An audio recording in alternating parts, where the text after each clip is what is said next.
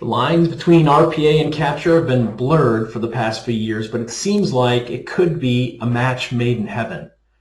As the products continue to evolve, things could go one of two ways. Are the two destined for a breakup, or will they find harmony working with each other long term? Well, this session is going to focus on the connection between those two similar yet different technologies and what the future holds as customer demand continues to evolve. For today's discussion, we want to explore how RPA and capture play together now, where we think their path looks like going forward. I've been working in the capture field for more than 20 years. I've witnessed the evolution of capture technologies from standard OCR capture with template-based extraction to rules-based capture and now machine learning and AI. I cut my teeth on automated redaction technology to find sensitive information in public records and then redact them to prevent identity theft, to now more traditional capture for processes such as accounts payable, human resources, and contract management. And then over the past few years working with RPA with our customers and clients as Senior Vice President for Enterprise Solutions. We serve about 300 customers globally, primarily in the US, but we focus our business on process consulting and then deliver technology as well. So as far as the agenda is concerned, we're going to give a broad overview of the relationship at a high level, talk a little bit about how it's evolved over the past few years, and where we think it's going in the future. But let's start first with George Clooney. He's the one that's going to represent capture in my story today. He's the experienced lover of the relationship, with roots providing increased value over the past 30 years. Every guy wants to be him and every woman wants to know him. So remember George back in 1984 when he broke onto the scene with Facts of Life. Well, capture back then was pure image scanning and cleanup. But like George, capture has continued to adapt over the years as the market evolved. From that basic image capture with cleanup to a rules-based OCR and now machine learning with artificial intelligence.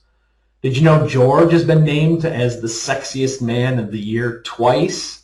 Well, like George, capture continues to evolve and get better all the time. In today's world, the sweet spot for our customers when it comes to capture is pure extraction of data from unstructured and semi-structured documents. Extraction and then, in many cases, validation of that extracted data to other data. For example, when we're capturing information from an invoice, we grab the header and footer and line item detail on that invoice. We then compare the extracted vendor data to the vendor master from the ERP. That's all going to be focused on improving our accuracy. Then from there, we're going to capture the purchase order information, purchase order number, and further look up content from the ERP to validate the line item captured from the invoice matches the PO. If all of these things match the packing slip and bill of lading data, then we have what we call straight-through processing to approve and pay the invoice with as little human intervention needed. That's just one example of how capture works with our customers primarily. Of course, there's many others, but this is a common one that we see every day. So that's capture, but then seemingly out of nowhere comes RPA, Robotic Process Automation, and that's Amal on the right that you see there. RPA is the newcomer on the block, really attractive. Everyone wants to know RPA right now. Well, when it comes to the technology, in some cases, we've witnessed the deployment of RPA for technology's sake, even when the value proposition isn't there. And we'll talk a little bit more about that coming up. But really, what does RPA bring to the relationship? Well, it's a software solution that allows you to automate or optimize your business process by completing manual tasks to improve the accuracy and efficiency of that process. Typically, it's a high-volume, repetitive task that's replicated the way a human would do that work. It works with your existing systems and infrastructure, so it's really a lighter lift to implement. And then combined with artificial intelligence and machine learning, it can adjust to the processes based on the data that it continues to gather through its transactions. So in some cases, RPA is trying to complete activities that many capture products also come with right out of the box. So think back to that accounts payable example I provided earlier. Some could say that RPA could complete some of the tasks like vendor lookup and matching. And in those scenarios, there's kind of competition between the solutions. But in most cases, these technologies really complement and work in concert with one another. The music that they create together is like a symphony of digital transformation. Each technology, of course, creates beautiful music on its own, but together it's even better. The sum of the parts is definitely greater than each of the individual pieces in this case. But digital transformation is a lot more than just technology, and it's more about people and change management. So we'll keep that as a separate topic for today. There's plenty of potential competition between these technologies. RPA definitely has value, but the hype around using it for everything has really died down over the past 18 months. Our methodology when working with a customer is to look at the process and the people first, and then recommend a blueprint for improvement with best practices and eventually technology. We've been fortunate that with this approach, we're building a relationship as a trusted advisor. When we do our job right, the sale of the product will come along for the ride. So where does RPA supplement traditional capture? How does it work together? Well, just about any business process, but we see it commonly used to complete a task that is moving data from one location to another, or looking for additional data from another source based upon a piece of information that was captured. Another application for the use of RPA is to guide staff through a process by prompting them for the next piece of information to be gathered. Think of the process to train new staff on something like processing a mortgage application. Capture may automatically extract some information from that application, but then RPA can move the data into the line of business application to make a determination if the application qualifies for the loan they're requesting. RPA could be used to prompt the staff for the next piece of information that needs to be gathered or analyzed. Maybe it's grabbing the credit report and then pulling the data into the line of business application. Think about regulated businesses where you don't want any type of deviation to occur in those processes, because those deviations introduce risk into the business. So you use RPA to walk the staff member through that process and make sure you're not skipping any step. So let's talk a little bit about some use cases, and this first one is in title insurance, property title insurance. An application for insurance is submitted as part of a real estate transaction. The application includes a parcel ID number for the property in question, and this parcel ID number is used to track deeds and mortgages, restrictions, and liens that might be placed on that property. Well, RPA will take the parcel ID number and county of origin from either the system or data that was captured from the application, and then automatically navigate to the county recorder's website with appropriate credentials, complete the search of associated documentation, and then return those documents to a queue for the clerk to review and make determinations. Normally, this process is really tedious and manual, but it doesn't really need to have human intervention to gather that type of data. So RPA really speeds up the process and allows the clerk to really focus on analyzing those results. A similar example is included with one of our customers that has a retail tile business. Has anyone here shopped for tile before? Well, it's a decision you're going to live with for more than a decade, so we agonize over this decision and finally select the option that we think we're going to love. Well, this customer for us has several retail locations, and sometimes orders take place in the store and sometimes online. The order is placed, and then the tile company reaches out to the supplier to make sure that we can order the quantities needed, a process that typically happens maybe 24 hours after that order has been placed. Well, in some of those cases, the supplier doesn't have enough quantity, and so now we've got to reach back out to the customer, restart that process all over, and that causes a lot of friction in the order process, and in some cases lost business because the customer could just simply go to another supplier. Well, today with the use of RPA, we monitor the shopping carts and order entry screens both online and within the retail locations for any product and the associated code that's added to a shopping cart or an order.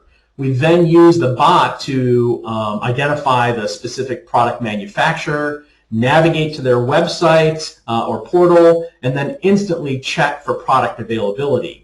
So now if there isn't enough quantity for something that's in a shopping cart, there's an error that's displayed, or at least a notification. So now the customer has an immediate ability to potentially change the tile that they're looking at and select a different one to minimize that friction and potentially keep that customer on long term and not lose that business. So this process led to a much better buying experience, and in turn is expected to lead to much more return business down the road with happy customers. So what are some of the common mistakes we see when using RPA? Well, about 2 years ago, there was a lot of hype around RPA. Customers were trying to use it for everything.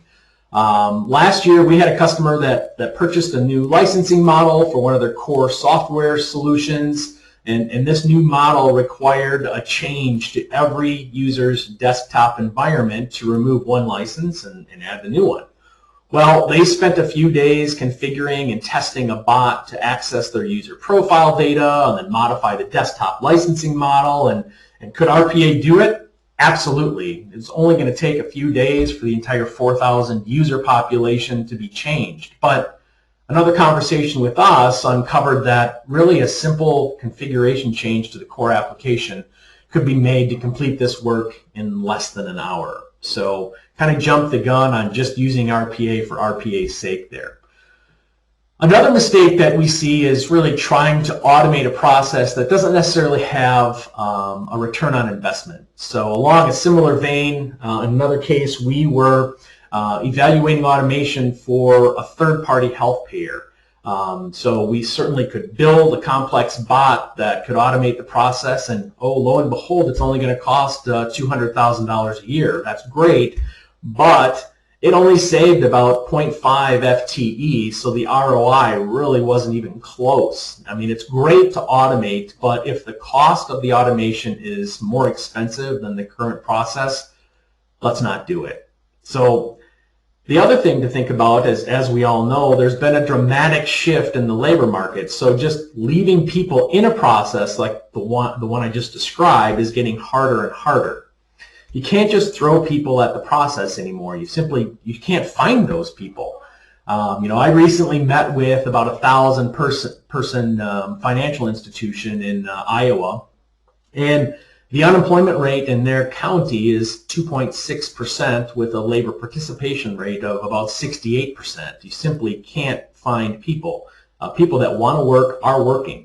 And this is really what every one of our customers is talking about right now. They know they need to adapt to continue to grow their businesses, but they can barely maintain the staff they need just to keep the lights on. And maybe, I don't know, maybe that's a lagging indicator as we're starting to hear that the current economic conditions continue. We could see some dramatic layoffs in the next few quarters, but for the time being, our clients are really struggling to find and maintain those people that they need. So in many cases, they're really turning to solutions like RPA and other similar tools, as well as managed services from outsourcers. So let's talk next a little bit about the evolution of the relationship. Are these technologies converging, or are they really diverging and going separate directions? Well, over the past few months, I took the opportunity to speak with a couple of our customers that have used RPA, not necessarily from us, but just implemented both Capture and RPA, as well as some colleagues that supply the technology. And the resounding message that I continue to hear from all of the folks that I spoke with was that these technologies continue to converge and work in conjunction with one another, along with workflow and other BPM tools. They're coming together and will continue to work in conjunction for the next several years. But let's that being said, let's talk about where we think the market might be going next. So consolidation definitely seems to be coming. There's likely only going to be a handful of really strong players when it comes to RPA, and we've already begun to witness some of that over the past 12 months. And then, RPA companies are going to try and expand their offering to create document capture and maybe even workflow in some cases. But they'll be behind by decades when it comes to capture, so they're going to overpromise some of those capabilities, thinking the customer really wants one throat to choke. In reality, they're never going to catch up. And the savvy customers aren't going to be fooled by those big promises. They've seen that before in the market. And they'll do their due diligence and ultimately understand that independence of pure play capture and pure play RPA gives them the best flexibility and a stronger option long term. Best of breed and the freedom to make a decision and not being locked into a single product suite is what customers are looking for, in our opinion. I've worked with customers that have multiple RPA solutions in place, either because maybe they haven't developed an enterprise approach for RPA, so the business users can kind of make a decision that's right for them, or maybe there's some specific thing that the RPA suite offers, like the combination of desktop recording and data mining that solves a larger problem for that maybe specific division. In most cases, those are larger companies with tens of thousands of employees, some more than 100,000 employees. So some divisions might still be siloed when it comes to the technology stacks. You're also seeing other capture, ECM, and workflow players in the market complete acquisitions to strengthen their overall offering. Again, they may be able to capture some additional license sales from some existing customers, but in many cases, it's really a distraction to their primary focus. So really, where does that leave us? What does the future hold? I don't have a crystal ball, but as we've experienced before, and I've mentioned before, consolidation is coming. This shift is going to create some confusion in the market, but ultimately co-opetition in some cases is going to be needed for the most successful projects with larger organizations. The customer is going to demand flexibility for those technologies to work one another moving forward. In some cases today, we've seen some pure play capture companies openly market co-opetition with multiple RPA vendors. The capture manufacturer knows they're best of breed, so rather than be distracted by trying to be everything to everyone, they focused on partnering with these other vendors because they know that's what's best for the customer and ultimately better for them. So to answer the question, where's this relationship going? Right now, RPA and capture are really courting lovers. So it looks like they're moving towards that match made in heaven. They're trying to figure out how to work together, and they know they need each other, but it's complicated. So what are you to do as a pure capture vendor? You've really only got a couple of options to consider. Should I build RPA into my offerings? No, you're probably years behind and you're not going to catch up. Should I acquire an RPA company? Perhaps, but as I've mentioned before, that might help you increase sales volume to existing customers a little bit that have simple needs. The savvy buyer is going to demand that a best of breed approach be used so they're not locked into a single platform per se. So that leaves you with partnering, and probably not just one platform. As I mentioned before, the RPA market is likely going to consolidate, and we've seen with some of the other technologies before in the past. But there's going to be a handful of key players to work with. Many customers have multiple RPA solutions in place, so having a relationship with more than one is likely going to work to your favor and your advantage. But you've got to watch your back a little bit too, because RPA vendors have indicated that they're tired of trying to work and courting in this relationship, and they're not necessarily going to play with pure capture anymore. They've got pressure to increase market share and revenue, and so some of them are not going to play that well in the market and try and compete with you directly. So hopefully this brief discussion has triggered some thought around the future of capture and RPA. I welcome the opportunity to continue the discussion with you, and feel free to reach out to me with any questions if you'd like. Thank you so much for your time, and have a great rest of your day.